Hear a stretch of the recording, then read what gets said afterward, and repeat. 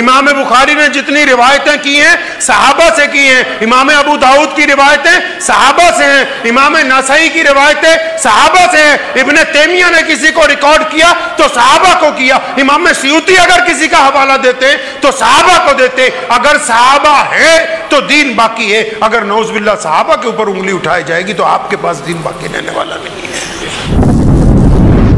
اللہ اکبر۔ جو لوگ نعوذ باللہ آج کل صحابہ کرام رضی اللہ تعالی اجمعین پر تنقید کرنے کی کوشش کرتے ہیں، کون ہیں یہ لوگ؟ آپ سمجھتے ہیں مسلمان ہیں؟ نہیں۔ آپ سمجھتے ہیں منافق ہیں؟ نہیں۔ ارے یہ منافقوں سے بھی نیچے کے درجے کے مرتد ہیں،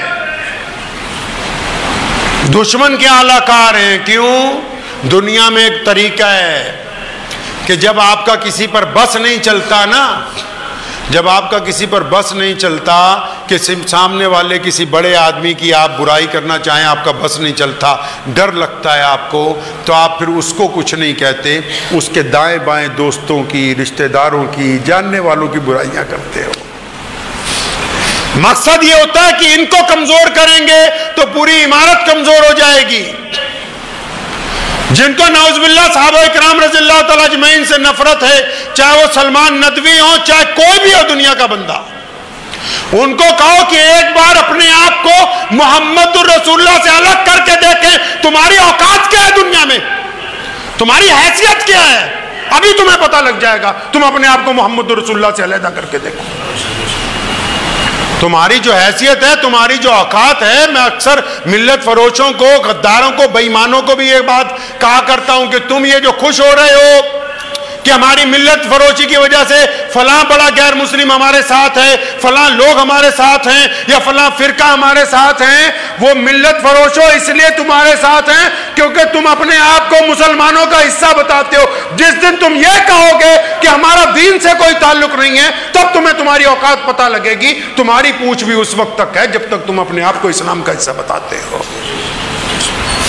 اگر آپ اسلام کا حصہ نہیں ہوتے تو آپ کو کوئی نہ کہتا کہ تم کس کے خلاف کیا بکواس کرتے ہو۔ اور یاد رکھو، یہ بڑی قیمتی بات ہے، میرے والد صاحب رحمۃ اللہ علیہ سے میں نے متعدد مرتبہ سنا، صحابہ رضی اللہ تعالیٰ عنہ کی شان میں بھی، اہل اللہ کی شان میں بھی، ولی جو ہوتے ہیں اللہ کے ان کی شان میں بھی، جو بندہ بے ادبی کرتا ہے، نبی تو بہت بڑے مرتبے پر ہیں اور محمد رسول اللہ صلی اللہ علیہ وسلم تو چاند کی طرح ہے، کوئی اس طرف منہ کر کے تھوکنا چاہے گا تو واپس تھوک اس کے چہرے پہ آنے والا ہے۔ صحابہ ستاروں کی طرح ہیں، اگر چاند کی طرف منہ کر کے تھوکو گے تو واپس منہ پہ آئے گا، ستاروں کی طرف بھی اگر منہ کر کے تھوکو تو واپس منہ کے اوپر آئے گا۔ شیر اسلام مولانا حبیب الرحمن ثانی لدھیانوی رحمۃ اللہ علیہ فرمایا کرتے تھے کہ بیٹا اچھی طرح اس بات پر یقین کر لو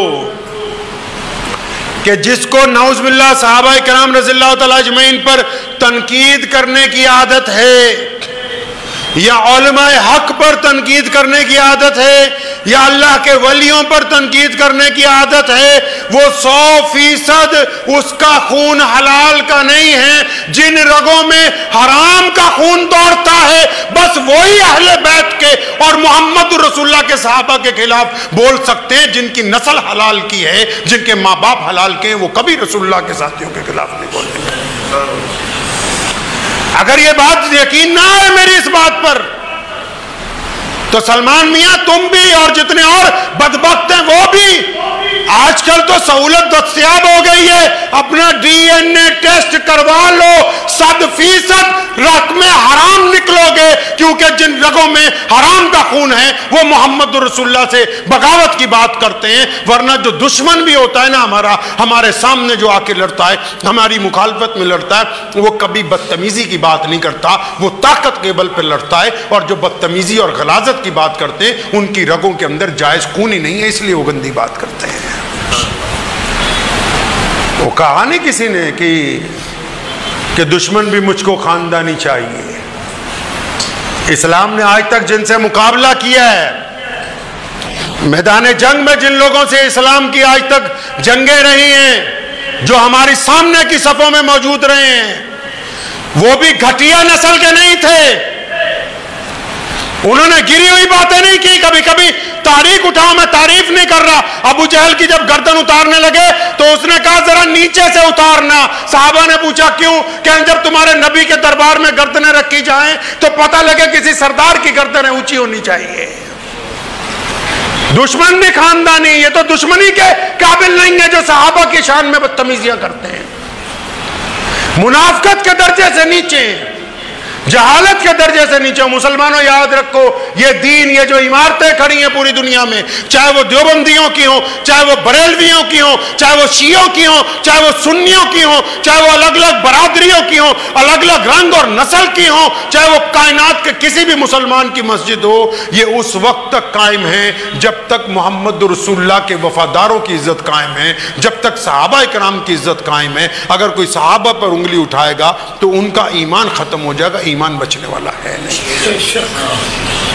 अपने बच्चों को बताएं, हम तक जो दीन पहुंचा है सहाबा ने पहुंचाया है। इमाम बुखारी ने जितनी रिवायतें की हैं सहाबा से की हैं। इमाम अबू दाऊद की रिवायतें सहाबा से हैं। इमाम नसाई की रिवायतें सहाबा से हैं। इब्ने तैमिया ने किसी को रिकॉर्ड किया तो सहाबा को किया। इमाम सयूती अगर किसी का हवाला देते तो सहाबा को देते। अगर सहाबा है तो दीन बाकी है। अगर नौज़ुबिल्लाह सहाबा के ऊपर उंगली उठाई जाएगी तो आपके पास दीन बाकी रहने वाला नहीं है।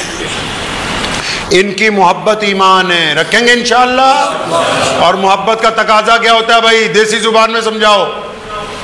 मोहब्बत का तकाजा ये है, इमाम अबू हनीफा रहमतुल्लाह अलैह को एक दिन शैतान आ गया मिलने के लिए। क्या इमाम साहब जरा ये बताओ अल्लाह के एक होने की दलील दो। हजरत ने 99 दलीलें दी, अल्लाह के तमाम सिफाती नाम के साथ उसकी दलील पेश की भी, इस नाम की ये सिफत है और अल्लाह एक है। शैतान ने अगली बात कही, कहने लगा अच्छा ये 99 दलीलें तो दे दी, इनमें से आपने किस दलील के तहत अपने रब को एक माना है? आपने रसूलुल्लाह के भी 99 नाम हैं, आपने किस नाम के तहत इनको खातिबुन नबिय्यीन माना है? इमाम साहब को अल्लाह ने बड़ा ईमान और बड़ा दिल गुर्दा दिया था। फरमाया बदबख्त शैतान, तुझे ये नहीं पता कि हम अल्लाह और उसके रसूल से मोहब्बत करते हैं?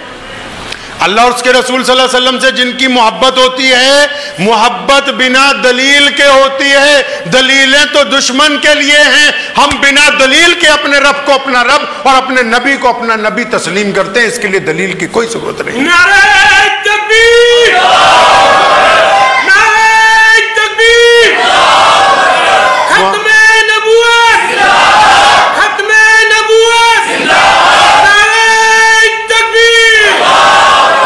मोहब्बत क्या होती है? मोहब्बत को अब आप सीधा जुबान में समझिए। हमें जिससे मोहब्बत होती है, हमारा कोई दोस्त, हमारा भाई, हमारा कोई जानने वाला 10,000 बार भी आपको आके कहे कि यार तेरी बीवी खराब है, तेरा बेटा खराब है, तेरा भाई खराब है, अब क्योंकि आपको उनसे मोहब्बत बहुत ज्यादा है, आप उनकी बात सुनते हो, कबूल नहीं करते। आप उनकी बात सुनते हो, जवाब देते हो।